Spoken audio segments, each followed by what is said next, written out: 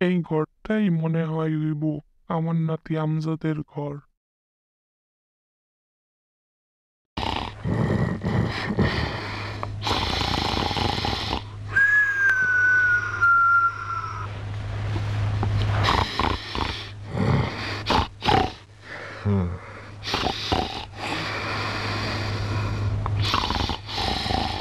আমারে অশান্তির মধ্যে রাইখা কি শান্তির ঘুম ঘুমায়।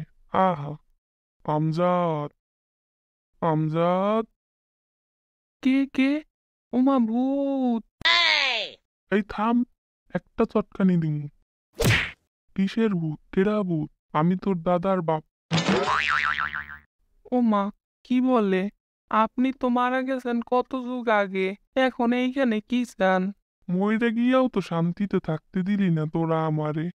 কোটা কোঠা নিয়া লড়াই কইরা দাঙ্গামা হাঙ্গামা বাজাইয়ে দিস। মুক্তিযুদ্ধ করছি আমি, সেই ছিলাই তোর দাদার চাকরি হইল, তারপর হইল তোর বাপের। এখন দেই তুইও কোঠা নিয়া লাফাস।